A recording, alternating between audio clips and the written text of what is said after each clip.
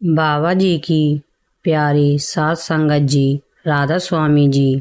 Video शुरू करने से पहले हमारी आपसे विनती है कि हमारे चैनल को सब्सक्राइब कर लें और वीडियो देखने के बाद अपना प्यार भरा कमेंट जरूर करें। तो आइए बिना देरी किए इस वीडियो की शुरुआत करते हैं। बाबा जी का जन्म 1 अगस्त 1954 को पंजाब के मोगा गांव में हुआ था। सात संगत जी, आमतौर पर बच्चे जन्म के कुछ ही समय बाद अपनी आंखें खोल लेते हैं, लेकिन आपको जानकर आश्चर्य होगा कि जब बाबा जी का जन्म हुआ तो उन्होंने 3 दिनों तक अपनी आंखें नहीं खोली। इस बात को लेकर उनके माता पिता बहुत चिंतित थे, क्योंकि यह सामान्य नहीं था। 3 दिनों तक परिवार ने बहुत प्रयास किए, लेकिन बाबा जी की आंखें नहीं खुली। तब उनके पिताजी ने हजूर महाराज जी को घर आने की प्रार्थना की। जब हजूर महाराज जी घर आए तो उन्होंने बाबा जी को अपने गोद में लिया और अपनी उंगली से उन्हें शहद चटाया। इसके बाद हजूर महाराज जी ने कहा, आंखा खोल ले। हजूर जी के कहने के साथ ही बाबा जी ने अपनी आंखें खोल लीं। यह देखकर बाबा जी के माता पिता अचंभित रह गए।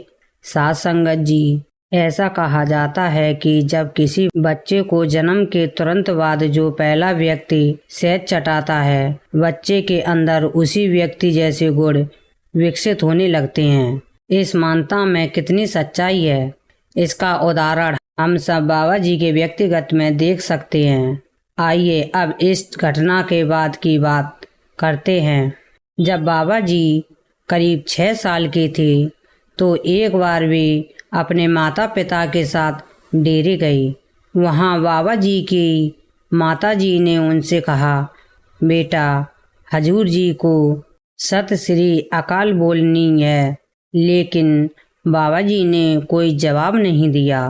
माता जी ने 2-3 बार कहा, लेकिन बाबा जी चुप ही रहे।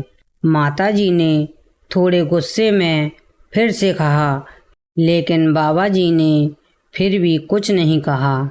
यह देखकर हजूर जी ने बाबा जी को अपनी गोद में उठा लिया और मुस्कुराते हुए बोले, रहने दे बहन, यह मुझसे बात नहीं करेगा, यह मुझसे नाराज है। हजूर जी की बात सुनकर माता जी ने चौंक कर पूछा, यह तो अभी अभी डेरे आया है, फिर यह आपसे नाराज कैसे हो सकता है। तब हजूर जी ने एक गहरी सी रहस्यमयी बात कही, बहन, मैं अभी की बात नहीं कर रहा हूँ। हजूर जी ने मुस्कुराते हुए कहा, मैं पहले की बात कर रहा हूँ। यह तो इस संसार में आना ही नहीं चाहता था और मैं इसे जबरदस्ती ले आया, जबकि बाबा जी का जन्म भी नहीं हुआ था। यह सिर्फ संतों और महात्माओं की शक्ति से ही संभव है। सात संगत जी, जब बाबा जी लगभग 6-7 साल के थे और डेरे जाया करते थे तो लंगर में भोजन करते समय वह एक रोटी चुपचाप अपनी जेब में रख लिया करते थे।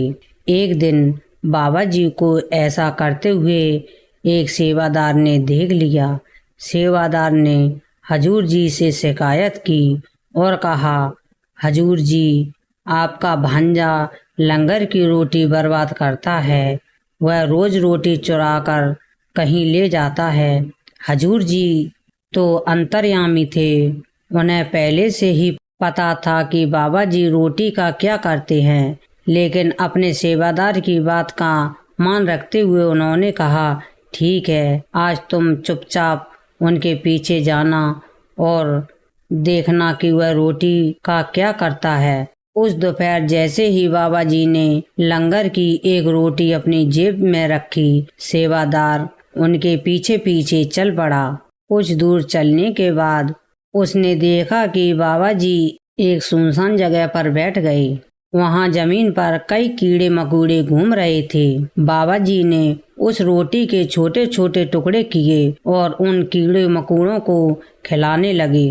सेवादार ने यह नज़ारा देखकर वापस लौटकर हजूर जी को सारी बात बताई। यह सुनकर हजूर जी मुस्कुराए और बोले, वह अपनी संगत तैयार कर रहा है। उस समय किसी को हजूर जी की इस बात का मतलब समझ नहीं आया। साध संगत जी, संतों का कहना है कि जब कोई जीव किसी संत की दी हुई रोटी खा लेता है तो अगले जन्म में उसे संतों की शरण मिल जाती है। हजूर जी को पहले से ही पता था कि आने वाले समय में बाबा जी ही गद्दी संभालेंगे। जिन कीड़े मकोड़ों को बाबा जी रोटी खिलाते थे वही अगले जन्म में बाबा जी की संगत बन गए। आज अगर हम इस बात पर मनन करें तो हमें महसूस होगा कि पिछले किसी जन्म में सतगुरु ने हम पर भी दया दृष्टि डाली होगी, तभी इस जन्म में हमें संतों की शरण मिली है। साध संगत जी, बाबा जी की स्कूल की पढ़ाई के लिए उन्हें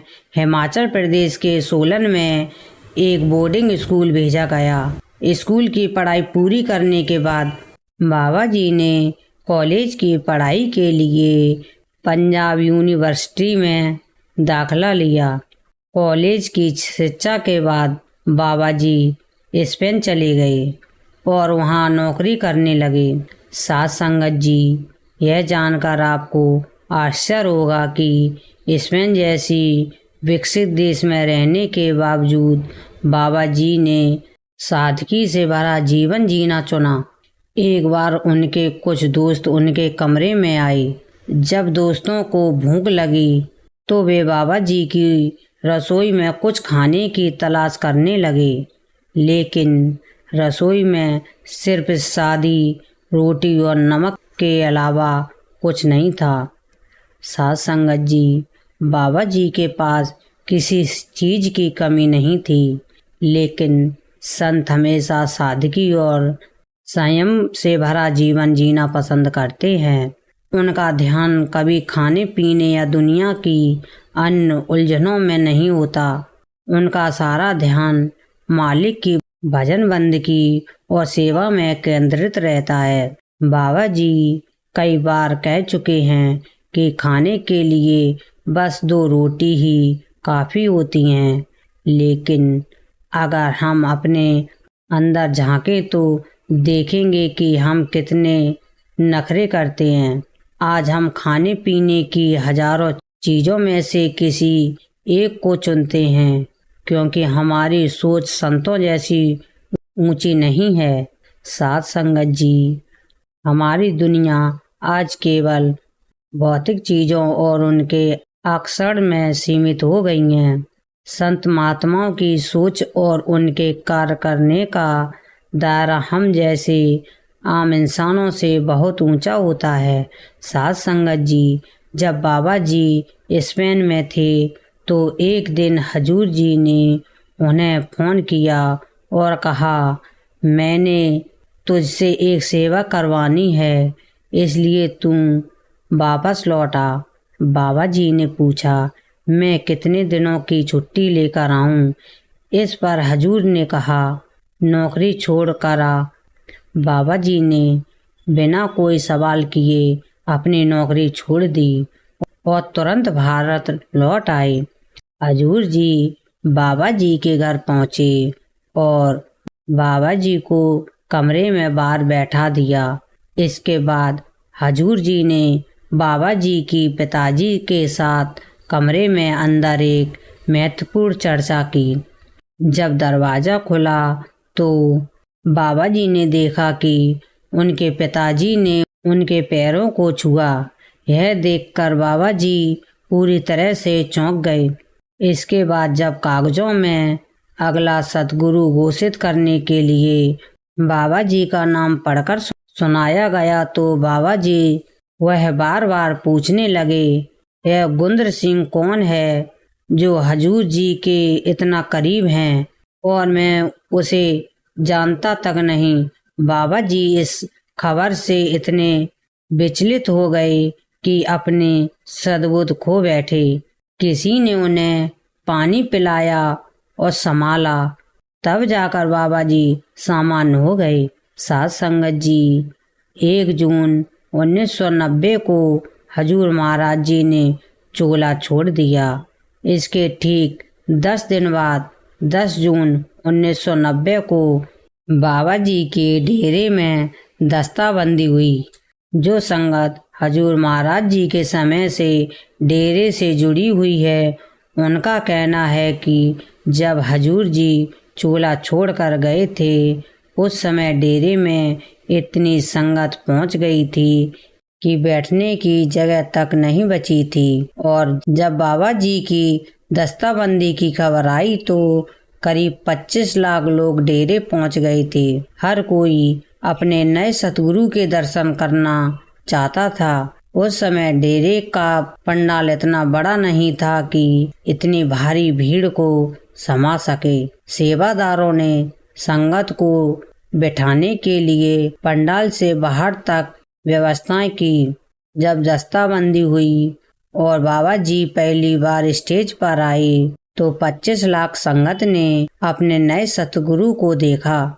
लेकिन इस खुशी के साथ साथ हजूर महाराज जी की याद में सबकी आंखों में आंसू भी थे।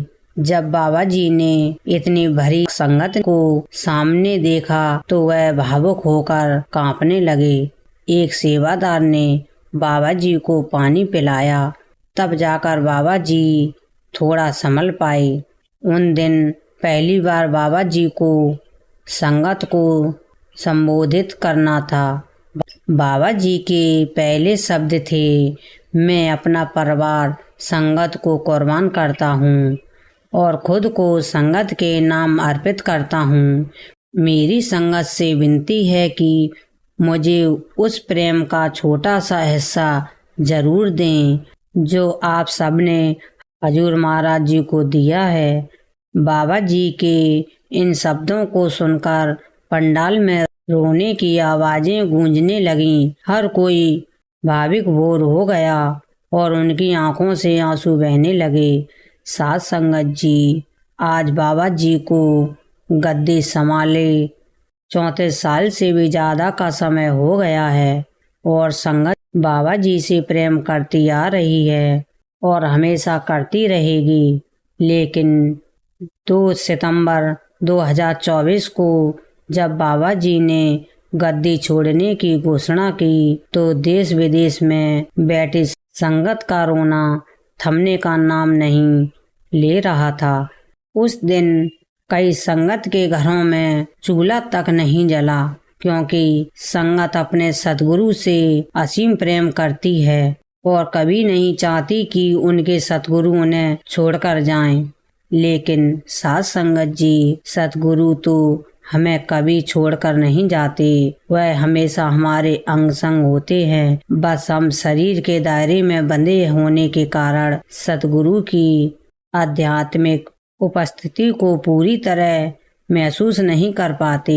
साध संगत जी, अब इस वीडियो को यहीं विराम देते हैं। अगर आपको बाबा जी की ये बातें सुनकर अच्छा लगा तो कृपया वीडियो को एक प्यारा सा कमेंट जरूर करें। और जो संगत पहली बार हमारे चैनल पर आई है, उनसे हाथ जोड़कर विनती है कि चैनल को सब्सक्राइब किए बिना ना जाएं। राधा स्वामी जी।